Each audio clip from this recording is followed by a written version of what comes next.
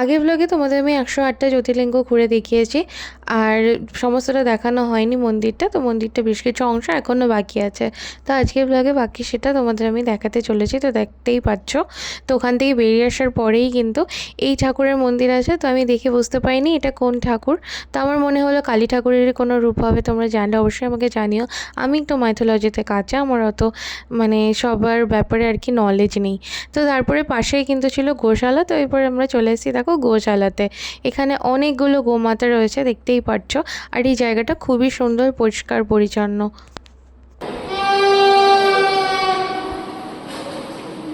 বেরিয়ে ঘুরতে হবে না তো।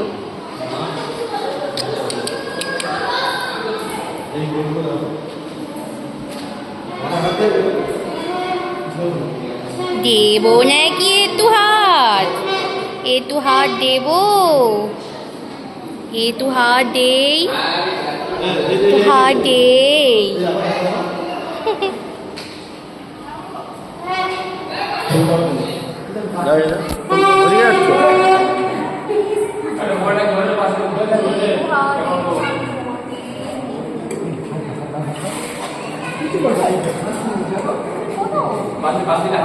রাজ দিকে একটু সরো।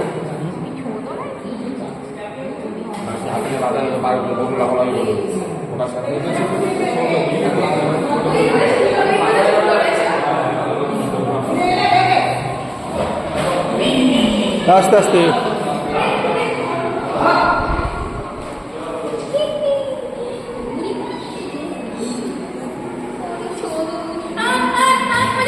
আমি যখন এই ছোটো বাছুরটাকে আদর করছিলাম, তো ও হঠাৎ করে আমার মানে হাতের মধ্যে জিভ বুলিয়ে দিয়েছিল। আর ওর জিভটা কীরকম খসখসে, তো সেটা নিয়ে আমি দেখো ভয় পেয়ে গিয়েছি। আর হাতটাকে ওর মুখ থেকে সরিয়ে নিয়ে চলে এসেছি। আর ও আমার জামাটাকে দেখো কীরকমভাবে চাবিয়ে নিয়েছিল। তো সেই সব ভেবেই আমি আর কি একটু ভয় পেয়ে গিয়ে আর কি চিৎকার করে উঠেছিলাম। যদিও ভয় পাওয়ার মধ্যে কিছু ছিল না, কিন্তু আচমকা ব্যাপারটা হয়ে গিয়েছিলো বলে আমার সত্যি ভয় লেগে গিয়েছিলো। তো যাই হোক, আমার জামাটা ধরে টানটানি করছিলো এই জন্য আর কি। তো এরপরে আমরা ওখান থেকে বেরিয়ে এই সাইড আশেপাশে ভিজিট করলাম, করে টোরে কিন্তু আমরা এবার বেরিয়ে যাচ্ছি মন্দির থেকে। তো মন্দিরটা বেশ অনেকটাই বড়, আর ঘুরতে বেশ কিছুটা টাইম লাগবে। তো তোমরা যখন আসবে অবশ্যই হাতে একটু টাইম নিয়ে আসবে। প্লাস এখানে যদি এসে একটুক্ষণ বসো, আর এবার সন্ধ্যেবেলা নিশ্চয়ই সন্ধ্যে আরতি টারতি হয়, কিন্তু আমাদের তো অতক্ষণ অবধি দাঁড়ানোর টাইম ছিল না। তো সেই জন্য আমরা বেরিয়ে যাব।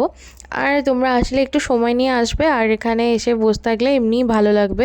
এমনি যে কোনো মন্দিরে আসলে মন এমনি শান্ত হয়ে যায়, বেশ ভালো লাগে। আর মন্দিরটা খুবই সুন্দর, ভেতরে সফট মানে সফট সঙ্গও চলে, ভালো লাগে বেশ সেটা শুনতে। আর এই দেখো মন্দিরের এক্সিটের মানে এন্ট্রান্স যেটা, ওটাই হচ্ছে এক্সিট। তো এরকম পুরো জায়গাটা এরকম পটচিত্র করা, সুন্দর সুন্দর ডিজাইন করা, মানে খুবই সুন্দর লেগেছে মন্দিরটা। একদম ইউনিক টাইপের একটা মন্দির, আমার খুব ভালো লেগেছে। আর মন্দিরের পাশে এরকম কিন্তু একটা দোকান আছে, তো এখান থেকে টুকটাক তোমরা কেনাকাটাও করতে পারবে। এই তো মন্দিরের বাইরের এই হচ্ছে রাস্তা। আর বাইরে দেখো একটা ভোলে বাবার বিশাল বড় মূর্তি আছে। তো চলো তোমাদেরকে কাছে নিয়ে গিয়ে দেখাচ্ছি। আমরা যখন অটো থেকে নামছিলাম, তখন অটো দাদা আমাদের বলেছিলেন যে এদিকেই কোথায় মোহনা দেখতে পাওয়া যাবে, কিন্তু আমরা আর কোনো আমরা খুঁজে পাইনি, বা এদিকে কোথাও আশেপাশে আছে। তো আমরা কোনো খুঁজে পাইনি বলে আমরা ঘুরে আবার অটোতেই চলে এসেছিলাম। তারপর আমরা চলে আসলাম এই জায়গাটা, যেটা কিনা পুরী স্টেশন থেকে কাছেই। এই জায়গাটা কোন বাড়ি যেন, এটা মনে হয় জগন্নাথ দেবের পিসি বাড়ি। আমি না ভুলে গেছি, বোধহয় এটা পিসি বাড়ি। তো এই দেখো সামনে বিশাল বড় একটা এরকম একটা লেক মতো আছে, এটা অনেক বড়, আশা করি বুঝতে পারছো। আর চারিদিকে খুব সুন্দর এরকম লাইট দিয়ে সাজানো রয়েছে। তো কেন সাজানো রয়েছে এত সুন্দর লাইট দিয়ে, সেটা অবশ্যই আমি তোমাদের বলবো। আর এই সময় কিন্তু এই জায়গাটা যাওয়া যাবে না, এটা বন্ধ আছে এন্ট্রি এটাতে।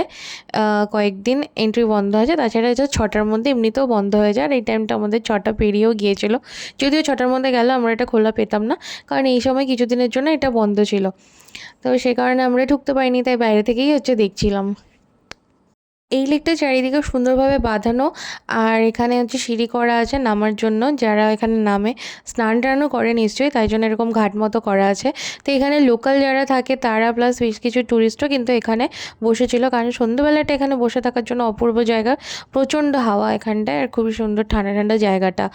আর লাইট দেওয়া খুব সুন্দরভাবে। আর দেখতেই পাচ্ছ বাচ্চাগুলো কী পরিমাণ এক্সপার্ট, এত বড় লেকের মধ্যে একদম অনবরতেই সন্ধ্যেবেলায় ঝপাং করে ঝাঁপ দিয়ে যাচ্ছে। তো সত্যিই খুব এক্সপার্ট বাচ্চাগুলো, তো দেখতে বেশ ভালোই লাগছিলো। আর এদিকে দেখো পুরো এই দেওয়ালটার মধ্যে এত সুন্দরভাবে আর্ট করা, তো এই আর্টগুলো দেখতে খুবই ভালো লাগছিলো। আলাদা আলাদা ডিজাইনের আর্ট করা, আর প্রত্যেকটাতে সুন্দরভাবে লাইট দেওয়া। তো এখানে কিন্তু এরকম বিকেলবেলায় এসে বসে থাকার মতো খুবই সুন্দর জায়গা। কেউ যদি পুরীতে এসে কোনো রকম সাইট সিইং নাও করো, মানে সাইট সিইং না করে শুধুমাত্র যদি বিচে না বসে, কিন্তু অবশ্যই তোমরা এখানে এসে, এই জায়গাটা একদম লোকাল, তোমরা এখানে এসে কিন্তু বিকেল থেকে সন্ধ্যে অবধি বসে থাকতে পারো অনায়াসে, খুবই ভালো লাগবে তোমাদের।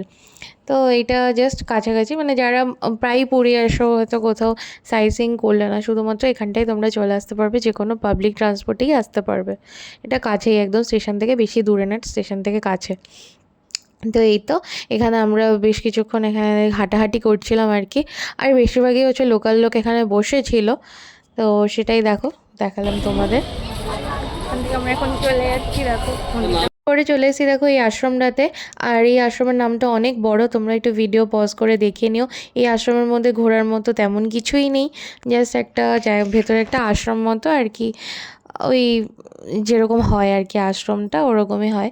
তো দিনের বেলা এলে হয়তো সাইডে এমনি ফুল, মানে যেরকম আছে আর কি, ফুল গাছ টাছ লাগানো আছে, ওগুলো দেখতে সুন্দর লাগবে। এমনি তেমন কিছু দেখার মতো মনে হলো না আমার। তবে এই আশ্রমটা এসে বেশ একটা মানে একটু খারাপ ঘটনার সম্মুখীন আমাদের হতে হয়েছিল। তার কারণ হচ্ছে, যখন আমরা ভিডিও করতে করতে ঢুকছিলাম, কেউ কোনোভাবে কিছু বলেনি। তো কিছু তো যার পরে ওই যে জায়গাটা যে সামনে দেখো, ওখানে বাইরে লেখা ছিল যে ভিডিও ক্যামেরা নট অ্যালাউড, ঠিক আছে। তো ওটা অবধি আমরা দেখিনি, তার আগে থেকে তো আমরা ব্লগ বানাচ্ছিলাম, আমি ক্যামেরা তো অনই ছিল, তোমরা দেখতেই পারছো। তো একজন এসে আমাকে ভীষণ বাজেভাবে বলছিলেন আর কি, যে লেখা আছে তো তুমি কেন বানাচ্ছো। তাই আমি বললাম আমি দেখিনি, ভুল হয়ে গেছে, সরি বলেছিলাম। কিন্তু উনি কোনোভাবেই শুনছিলেন না, উনি আমার সাথে প্রচণ্ড আজে বাজেভাবে তর্ক করছিলেন আর কি। তো আমি বললাম যে ভুল হয়ে গেছে, আমি তাহলে যেটা আমি ক্ষমা প্রার্থী আর কি, যেহেতু আমি খেয়াল করিনি। তো যাই হোক, উনি কিছুতেই শুনছিলেন না, আমার সাথে ভীষণ তর্ক করছিলেন। তো এই জায়গা অবধি আমি ভিডিও বানিয়েছিলাম। ওই যে নিচে ওই যে লোকটা তোমরা দেখতেই পারছো হাত নাড়ছিলেন, উনি হচ্ছে প্রচণ্ডভাবে বাজে ব্যবহার করছিলেন। তো পরে আমার যারা সবাই আছে, আমার পরিবারের লোকজন, তো সবাই মিলে আর কি প্রচুরভাবে মানে ওনাকে কথা শুনিয়েছে পাল্টা। মানে যেহেতু আমি বারবার সরি বলার পরে উনি আমাকে অনেক আজে বাজে কথা বলছিলেন, সেই জন্য। তো এখানে যারা যাবে অবশ্যই চেষ্টা মানে কোনো রকমভাবে ভিডিওস বানাবে না, ফটো ক্লিক করবে না, যেটা অ্যালাউড নেই। ওরা প্রথমে বলেনি, যদি প্রথমেই বলে দিত যে এরকম অ্যালাউড নেই, বা বাইরেই সবার সামনে এন্ট্রেন্সে যদি পোস্টার লাগানো থাকতো, তাহলে কিন্তু আর এরকম অসুবিধাটা হতো না। তো তোমরা গেলে ওখানে তোমরা ভিডিও করবে না, খালি ঝামেলার মধ্যে পড়ার কোনোই দরকার নেই। তো যাই হোক, আমরা চলে এসেছি এই জায়গাটা আবারও, কারণ এখানে আমরা এখন দেখতে পারবো হচ্ছে জগন্নাথ দেবের স্নান যাত্রা। হ্যাঁ, না স্নান যাত্রা না, কী যেন একটা বলে, ওইটা আমরা এখন দেখতে পারবো। তো যেটার জন্য আর কি এই মন্দিরটা বন্ধ আছে, রথের আগে নাকি এটা হয়। তো আসছে দেখো জগন্নাথ দেব হচ্ছে ইয়েতে চড়ে, এরকম নৌকোয় চড়ে আসছেন, তো সেটাই এখন তোমাদেরকে দেখাই। তো এই জিনিস দেখার সৌভাগ্য সবার হয় না, আমাদের হয়েছে সত্যিই, তার জন্য আমরা নিজেদেরকে খুব লাকি মনে করছি। এই সময়টায় যে এরকমটা হয় সেটা আমরা সত্যিই জানতাম না। এই পুরো জায়গাটার মধ্যে ঠাকুরকে নিয়ে ঘোরানো হবে নৌকায় করে। তো এই প্রিশিয়াস মোমেন্টটা তো অবশ্যই তোমাদের সাথে শেয়ার তো করতেই হবে। তো চলো তোমাদেরকে দেখাই।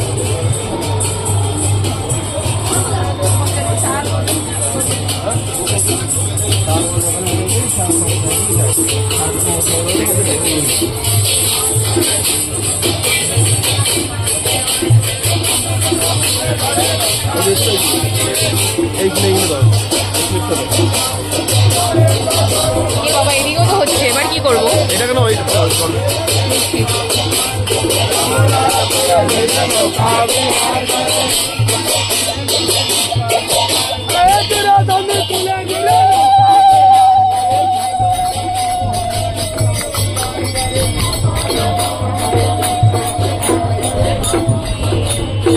হেভি লাগছে বেশ জিনিসটা।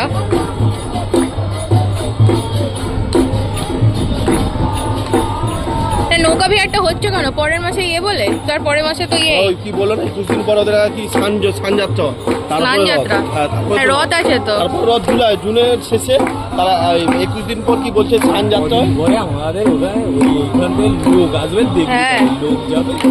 হরে কৃষ্ণ।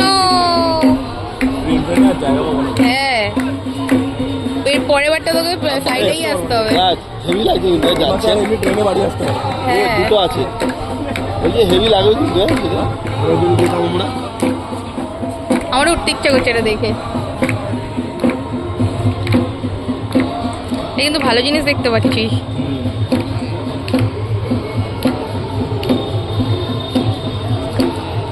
এটা সবসময় হয় না বললে তো। না এই তো বের করেছে ওটা তো কিটা ঠাকুর ঠাকুর ঠাকুর ঠাকুর ঠাকুর ওই তো ভেতরে বসে আছে প্রণাম করলো জয় জগন্নাথ।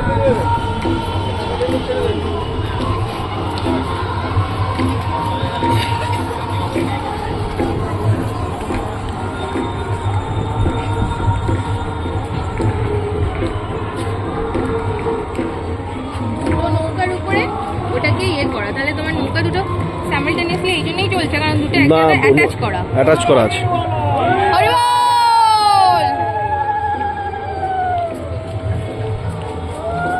এই একটা আসছে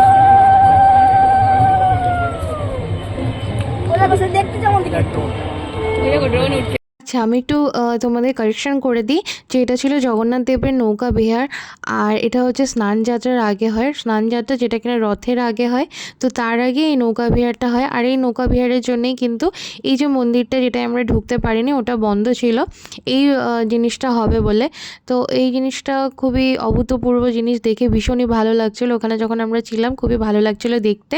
আর আশা করি তোমাদেরও ভালো লাগছে। তো তোমাদের এটা দেখাতে পেরে সত্যিই আমার খুবই ভালো লাগছে, কারণ এইরকম জিনিস দেখার সৌভাগ্য সবার হয় না।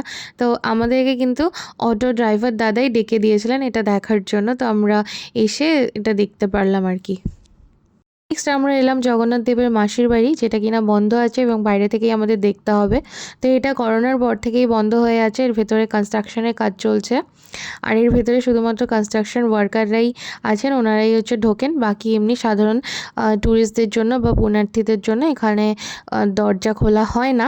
আর এর ভেতরটা খুবই সুন্দর, আমি তোমাদের আগেও ভিডিওতে বলেছি আমি দুবার এসেছি এর আগে।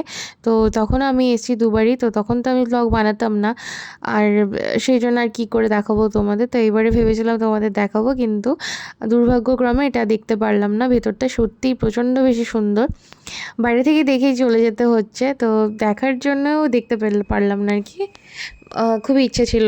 তো ওখানে যে সিভিক ভলেন্টিয়ার ছিলেন একজন, উনি বললেন যে রথের সময় এটা খুলে দিতে পারে, অথবা রথের সময় কিছুদিনের জন্য খুলবে আর তারপরে কিছুদিন পরে পাকাপাকিভাবে খুলে দেবে, সকলের জন্য আর কি খুলে দেবে, এরকম একটা কথা উনি বললেন। তো দেখা যাক কবে কি আবার খোলেন, হয়তো পরে যখন যাব তখন দেখতে পারবো, নিজেও দেখতে পারবো, তোমাদের সাথে শেয়ার করতে পারবো। এরপর ওখান থেকে আমরা চলে এসেছি এখানে। তো এই জায়গাটায় আছে একটা চাইনিজ মন্দির। তো এবার ভাবলাম যে এবার ইন্ডিয়াতে বসে চাইনিজ মন্দির যদি দেখতে পারি তাহলে আর কম কি। তো চলো সেটা তোমাদের দেখাই। তার আগে বাইরে এরকম একটা জায়গা ছিল, যেটা একটা মানে আর্ট গ্যালারি টাইপের একটা ছিল, যেখানে বিভিন্ন রকমের মূর্তি আছে আর বিভিন্ন টাইপের আর্টিস্টিক জিনিসপত্র আছে। সামনে যে দোকানটা আমি দেখালাম ওইটা, তো ওইটা একটু ক্লোজ কোর্ট থেকে তোমাদের দেখাবো। তো এরকম মন্দিরটার জন্য তোমাদেরকে সিঁড়ি বেয়ে আর কি উপরে উঠতে হবে। মন্দিরের বাইরে এরকম চাইনিজ ল্যাঙ্গুয়েজে কিছু লেখা ছিল, তো দেখে তো পড়ে বুঝতে পারছি না যে কী লেখা আছে। তো তোমরা কেউ পড়তে জানলে অবশ্যই আমাকে কমেন্ট করে জানিও যে এখানে কী লেখা আছে। তো এই সমস্ত মন্দির এরকম টিভিতে দেখেছি, তো সেরকমই খুব সুন্দর লাগছিল মন্দিরটা, খুবই দারুণ লাগছিল।